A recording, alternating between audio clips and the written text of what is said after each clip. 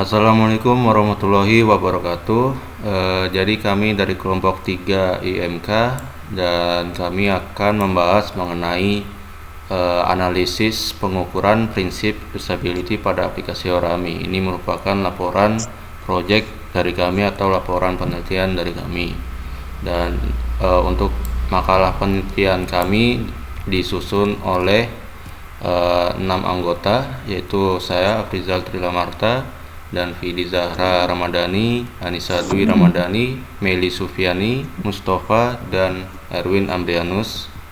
Dan selanjutnya adalah mengenai daftar isi dari makalah kami, yaitu ada 5 bab. Yang bab 1 itu pendahuluan, bab 2 pembahasan, bab 3 kuesioner, dan bab 4 adalah kesepakatan, dan terakhir adalah bab penutup. Dan selanjutnya adalah mengenai pembahasan mengenai prinsip pada usability. Sini kami ada 4 ya. Jadi yang pertama adalah learnability, kedua flexibility, ketiga robustness, dan keempat ini bukan termasuk ya, dan bukan hal yang penting, jadi tidak terlalu dianggap. Jadi yang keempat ini adalah attitude. Dan selanjutnya ini ada learnability. Dia ada 5 prinsip. Di dalamnya ada predict, synthesize, familiarity, general, dan konsistensi. Kalau flexibility, di dalamnya ada dialog inisiatif, multi-threading, task migrability, substitutivity, customizability. Dan yang terakhir robustness, itu ada observability, recoverability, responsiveness, dan task conformance. Dan ini untuk attitude ya, berkaitan dengan sejauh mana user merasa nyaman bekerja dengan sistem. Dan selanjutnya adalah mengenai analisis usability pada aplikasi Orami. Nah, untuk prinsip learnability, di dalamnya ada predictability, dan ini akan dijelaskan oleh Vidi. Ya, jadi saya di sini akan menjelaskan learnability, predictability. Pada gambar 1.1 adalah salah satu halaman yang terbuka untuk user untuk memilih produk, sehingga user akan mengetahui jika memilih salah satu produk yang akan ditampilkan akan memberikan tampilan seperti gambar 1.2. Jadi bisa dilihat gambar 1.1 dan gambar 1.2. Zenzability. Setelah berada di gambar 1.2, user bisa melihat ada pilihan beli sekarang atau tambah keranjang. Jika user ingin beli langsung, maka mereka akan menekan beli sekarang dan akan menampilkan seperti gambar 1.2 yang merupakan detail dari apa saja yang ada di dalam menu keranjang. Bisa dilihat gambar 1.2 dan gambar 1.3. Selanjutnya familiarity. Pada gambar 1.3 dan 1.4 bisa dilihat Orami dan Shopee memiliki interface yang sama, namun pada tombol-tombol tertentu hanya berbeda tempat ataupun tidak ada. Bisa dilihat gambar 1.3 dan 1.4. General visibility. Pada gambar 1.3 dan 1.4, desain yang sama itu bisa kita lihat antara lain tombol kembali dari keranjang, tombol tambah atau plus untuk menambah stok berapa yang mau kita beli, harga produk, dan tombol beli atau check out. Bisa dilihat gambar 1.3 dan 1.4. Selanjutnya ada konsistensi, yaitu ketika user ingin kembali ke detail deskripsi produk dari tampilan gambar 1.3, maka pandangan user akan langsung tertuju ke pojok ke kiri atas, serta tombol checklist yang ditandai persegi yang kosong, sehingga memberi pemahaman itu adalah checkbox atau penanda. Ini gambar 1.3 contohnya. Flexibility. Pertama, dialog inisiatif. Ketika user dari Orami menekan tombol opsi lihat satu toko lain seperti gambar 1.5, maka akan muncul kotak dialog seperti pada gambar 1.6 dan dapat dibatalkan dengan menekan tombol back pada handphone atau menekan layar untuk membatalkan. Seperti berikut gambar 1.5 dan gambar selanjutnya gambar 1.6. Selanjutnya multi-threading. User dari Orami menggunakan fitur yang bernama tambah ke keranjang yang dimana itu bisa menampung apa saja yang ingin kita beli. Jadi seperti ini atau fitur ini adalah prinsip dari multithreading yang dimana user bisa melakukan satu pekerjaan dalam satu waktu. Gambar pertama 1.7 mencari barang yang ingin dibeli dan mengklik tambah ke keranjang. Selanjutnya gambar 1.8 setelah mengklik muncul tampilan seperti itu. Jika tidak ada yang diubah langsung klik tambah ke keranjang. Setelah itu kembali dan klik logo card di pojok kanan atas pada gambar 1.7. Selanjutnya gambar 1.9 kita bisa memilih mana produk yang mau kita pilih untuk dibeli dan tidak. Setelah itu kita langsung bisa klik beli. Tas Micrability. Dan seperti gambar 1.10, metode pembayaran yang dilakukan adalah dengan metode GoPay yang dimana GoPay adalah semacam e-wallet dari Gojek untuk memudahkan berbelanja online. User akan membayar dengan GoPay, maka mereka akan dialihkan ke aplikasi Gojek untuk pembayaran. Gambar 1.10, user akan melanjutkan pembayaran dengan mengklik Pay Now. Gambar 1.11, proses pindah aplikasi ke Gojek secara otomatis. Subsidi to VT. Pada gambar 1.12 adalah contoh sebuah pintasan yang berisi konten atau bisa disebut shortcut. Desain seperti ini termasuk dalam prinsip subsitivity. Berikut gambar 1.12. Selanjutnya ada customizability, desain yang dimana user bisa berinteraksi secara langsung adalah prinsip customizability. Pada gambar 1.13 background itu bergerak sendiri mengikuti alur sistemnya, tetapi kita bisa juga mengatur atau men-slide dengan kemauan kita sendiri. Dan ini adalah contoh customizability, bisa dilihat. Dan selanjutnya adalah robustness dan di dalamnya ada observability. Jadi observability itu user akan melakukan pencarian apa yang ingin dicari sebelum untuk memutuskan membeli suatu produk. Ini merupakan contoh prinsip observability seperti pada gambar 1.14 seperti ini. Dan selanjutnya adalah recoverability, bagaimana sistem melakukan koreksi ketika user melakukan kesalahan. Untuk aplikasi Orami, ketika user melakukan kesalahan seperti salah membuka halaman atau icon, user hanya menekan tombol back di HP-nya seperti pada gambar. Ya, responsiveness. Contoh keberhasilan responsiveness pada aplikasi Orami adalah pada saat bagian login. Untuk bagian login sudah sangat interaktif sekali dan pastinya lancar ketika user melakukan interaksi. Itu cara daftar dan itu sebelahnya gambar daftar. Ya. Task conformance, kenyamanan dari setiap user Orami pasti berbeda. Karena Orami pun tidak hanya sebagai marketplace atau untuk shopping, tapi ada fitur bernama articles, community, ibu sibuk, baby name finder, dan lain-lain seperti pada gambar 1.12 di atas. Gambar 1.6 fitur yang disediakan untuk kenyamanan user.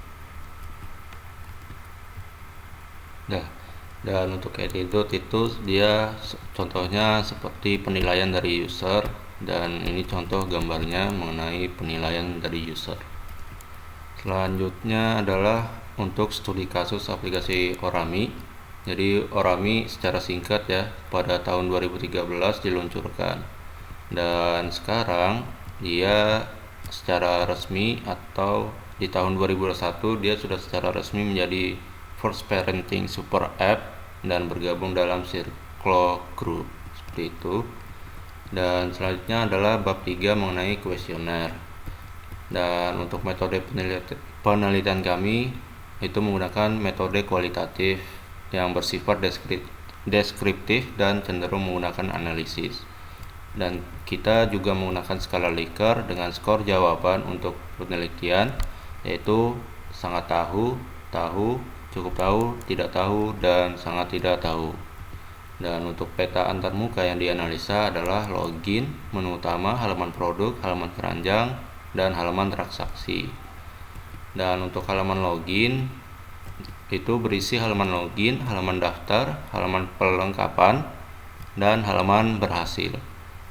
Dan selanjutnya adalah halaman menu atau halaman utama yang berisi menu home, menu shopping, menu articles, menu ibu sibuk, dan menu account. Selanjutnya adalah halaman produk. Halaman produk berisi halaman menu shopping, official store, halaman produk, dan halaman penjualan. Dan halaman keranjang isinya ada halaman keranjang shopping, checklist barang, pilih semua dan beli, dan ada halaman voucher. Dan halaman terakhir adalah halaman transaksi berisi metode pembayaran, konfirmasi detail, pindah aplikasi, dan transisi migrasi. Dan selanjutnya adalah mengenai pertanyaan kuesioner. Tetapi untuk pertanyaan kuesioner kita lanjutkan ke bab keempat karena akan disertai dengan diagram di atasnya. Dan selanjutnya adalah bab keempat mengenai kesepakatan, yaitu kita menggunakan skala Likert dan penentuan skor jawabannya adalah memakai sikap tahu, dan untuk skala yang dipakai adalah 1-5. Dan untuk tabelnya seperti ini. Dan skor ideal, dan untuk skor ideal kita menggunakan rumus nilai skala kali jumlah responden, dan contohnya seperti pada tabel. Dan untuk rating scale, untuk sangat tidak tahu 0-80, tidak tahu 80-160, cukup tahu 160-240, untuk tahu 240-320, dan sangat tahu itu 320-400. Dan dalam bentuk tabel itu dia seperti ini. Dan untuk hasil responden adalah kita sudah mendapatkan jawaban sebanyak 80 responden yang bersedia untuk berpartisipasi. Dan sebelum memulai menjawab, para responden akan menjawab pertanyaan pembuka atau mengenai pendapat para responden terlebih dahulu. Dan selanjutnya adalah pada diagram 1 itu menunjukkan sebanyak 73,8% orang tidak pernah mengunjungi situs aplikasi Orami, dan hanya sedikit yang pernah mengunjungi situs Orami. Dan selanjutnya akan dijelaskan oleh Vidi. Soal apakah Anda pernah menggunakan aplikasi Orami? Bisa dilihat diagramnya. Pada gambar 2 di atas menunjukkan bahwa sebanyak 81,3% orang tidak pernah menggunakan aplikasi Orami, dan hanya sedikit yang pernah menggunakan aplikasi Orami. Untuk soal kalau belum pernah, apa alasan Anda dengan aplikasi Orami? Pada gambar 3 di atas menunjukkan bahwa alasan dari tidak pernah menggunakan aplikasi Orami sebanyak 78,8% orang tidak pernah mengetahui tentang aplikasi Orami, dan hanya sedikit yang tidak tertarik menggunakan aplikasi Orami. Soal apakah Anda mau melanjutkan survei ini guna membantu kami agar dapat melakukan evaluasi tampilan sistem untuk keperluan penelitian? Pada diagram atau gambar 4 di atas menunjukkan bahwa sebanyak 75% orang tertarik tentang penelitian kami mengenai aplikasi Orami, dan hanya sedikit yang sangat antusias dengan penelitian kami, yang dimana itu adalah hal yang bagus. Dan selanjutnya untuk soal bagaimana menurut Anda tentang pertanyaan survei dari kami guna mengetahui penilaian Anda terhadap aplikasi Orami. guna penelitian pengembangan user interface design dan usability system. Dan pada diagram atau gambar 5 di atas ini menunjukkan bahwa mengenai pertanyaan yang kami berikan sangat banyak yang memberikan kesan memuaskan seperti cukup informatif dan baik, dan sedikit orang yang menilai dengan kata cukup membingungkan dan sangat membingungkan. Dan untuk diagram learn ability sekaligus pertanyaannya adalah ini, dan ini akan dijelaskan oleh Vidi. Soal nomor 1 sampai 5 itu termasuk predicability, dan hasil nomor 1 itu 332. Soal nomor 2 mendapatkan hasil 274. Soal nomor 3 mendapatkan hasil 278.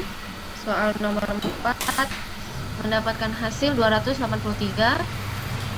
Soal nomor 5 mendapatkan hasil 286.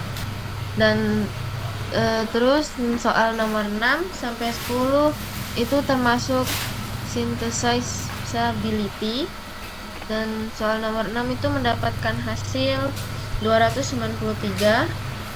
Soal nomor 7 mendapatkan hasil 293 juga, dan soal nomor 8 mendapatkan hasil 288. Soal nomor 9 mendapatkan hasil 277. Soal nomor 10 mendapatkan hasil 288.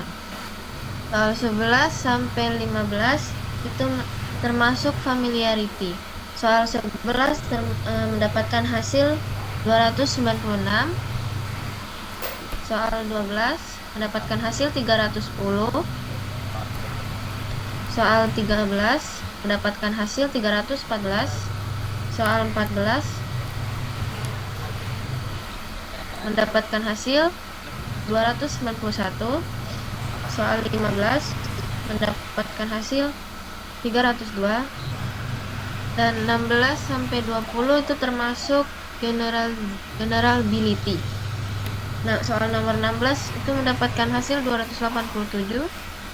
Soal 17 mendapatkan hasil 296. Soal nomor 18 itu mendapatkan hasil 304. Soal 19 itu mendapatkan hasil 296. Soal 20 itu mendapatkan hasil 299. Selanjutnya ada soal nomor 21 sampai 25 termasuk konsistensi, dan ini berikut soal nomor 21 mendapatkan hasil 282. Selanjutnya ada soal nomor 22 mendapatkan hasil 288. Soal nomor 23 mendapatkan hasil 297. Soal nomor 24 mendapatkan hasil 289, dan soal 25 mendapatkan hasil 301. Selesai. Dan selanjutnya adalah mengenai flexibility, dan untuk diagram flexibility disertai pertanyaannya akan dijelaskan oleh Erwin. Untuk soal 1 sampai 5 dialog inisiatif. Nomor 1 263 hasilnya 263. Kedua hasilnya 289. Nomor 3 hasilnya 287.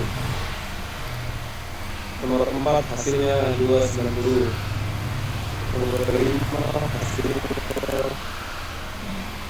288. Untuk soal sampai 6 sampai 10 termasuk multi trading. Nomor 6 hasilnya 292. 7 hasilnya 268. 8 hasilnya 283. 9 hasilnya 271. Nomor 10 hasilnya 289. Untuk soal 11 sampai 15 termasuk task marketability. Nomor 11 hasilnya 297. Nomor 12 hasilnya 286. Nomor 13 hasilnya 301. Nomor 14 hasilnya 298. Nomor 15 hasilnya 291. Soal 16 sampai 20 termasuk substitutivity. Nomor 16 termasuk hasilnya 285. 17 hasilnya 282. 18 hasilnya 295. 19 hasilnya 290. 20 hasilnya 294. Untuk soal 21 sampai 25 itu termasuk customizability. Untuk soal nomor 21 hasilnya 287 dan soal yang ke-22 mendapat hasil 297. Dan soal untuk 23 hasilnya 295. Dan untuk soal 24 mendapatkan hasil 302. Soal yang ke-25 mendapatkan hasil 299. Dan yang ketiga adalah robustness. Untuk soal nomor 1 sampai 5 itu adalah observability, dan soal nomor 1 mendapatkan hasil 244, soal kedua mendapatkan hasil 280, soal ketiga mendapatkan hasil 295, soal keempat mendapatkan hasil 273, dan soal kelima mendapatkan hasil 285. Dan sekarang untuk soal 6 sampai 10 itu adalah recoverability, dan nomor 6 mendapatkan hasil 296, nomor 7 mendapatkan hasil 300, dan nomor 8 mendapatkan hasil 293, nomor 9 mendapatkan hasil 296, dan soal nomor 10 mendapatkan hasil 296. 11 sampai 20 termasuk responsif. 16 dengan hasil 298. 17 dengan hasil 280. 18 dengan hasilnya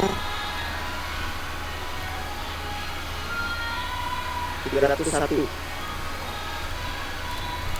Nomor 19 dengan hasil 290. Nomor 20 dengan hasil 297. Sekarang penentuan rata-ratanya, dan sini kita memakai penerapan 3 dimensi.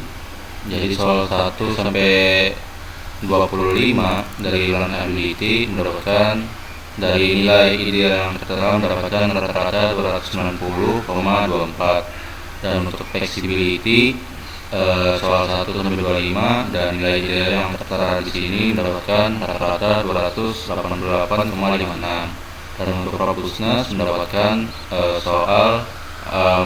untuk soal robustness dari 1 sampai 20 dan nilai ideal yang tertera di sini mendapatkan rata-rata 289,6. Dari setelah menghitung, kita akan menentukan persentase dari setiap prinsip, dan untuk satu soal sampai 25 tergantung, dan untuk menghitungnya menggunakan rumus dari jumlah datanya dan dibagi dengan jumlah semua data dikalikan skor dan dikali 100% akan mendapatkan hasil persenan seperti ini. Dan penerapannya juga sama untuk flexibility dan juga robustness. Dan selanjutnya adalah penghitung rata-rata keseluruhan. Nah, untuk learnability rata-rata persentasenya adalah 72,57%. Nah, untuk flexibility rata-rata persentasenya sama dengan 72,16%. Nah, untuk robustness dan rata-rata persentasenya adalah 72,4%. Jadi jumlah rata-rata semua nilai ideal dari learnability, flexibility, robustness yaitu 289,47. Untuk di rating scale score-nya 289,47 itu termasuk di dalam jangkauan dari 241 sampai 320 dan itu masuk ke dalam skala tahu atau T, dan jumlah rata-rata semua persentasenya yaitu 72,38%. Dan bab terakhir yaitu penutup merupakan kesimpulan dari kami, dan yang bisa kami simpulkan mengenai penelitian kami adalah bahwa responden atau menurut survei yang sudah diberikan adalah para responden tahu atau mengetahui tentang apa saja yang ada dalam aplikasi Orami. Meskipun pada survei banyak yang tidak mengetahui aplikasi e-commerce seperti Orami, tetapi kami yakin bahwa mereka sudah tidak asing dengan user interface dari Orami dengan aplikasi e-commerce yang biasa mereka pakai, sehingga mereka tidak merasa bingung untuk mengoperasikan aplikasi Orami. Dan penelitian kami mengenai prinsip usability pada aplikasi Orami mendapatkan rata-rata 72,38%, yang dimana biasa diartikan sebagai hal yang bagus, karena untuk penggunaan prinsip usability pada aplikasi ini cukup bagus dan hampir memenuhi semua prinsip usability. Dan itu untuk kesimpulan kami. Dan selanjutnya adalah saran dari kami tertuju untuk pembuat dan pengembang dari sistem Orami, dan agar dapat memperhatikan usability terhadap sistem yang dibuatnya agar dapat menguntungkan kedua belah pihak, sehingga akan menciptakan rasa kepuasan dalam pengembangannya dan ciptaannya, dan pengguna dapat menggunakan sistem yang dibuatnya dengan nyaman dan aman karena faktor usability-nya yang bagus. Jadi itulah penjelasan kami mengenai penelitian kami mengenai analisis prinsip usability pada aplikasi Orami. Kurang lebih mohon maaf jika ada kesalahan kata atau kesalahan dalam penulisan kami atau kesalahan dalam penyusunan makalah kami. Kurang lebih mohon maaf. Kami dari kelompok 3. Assalamualaikum warahmatullahi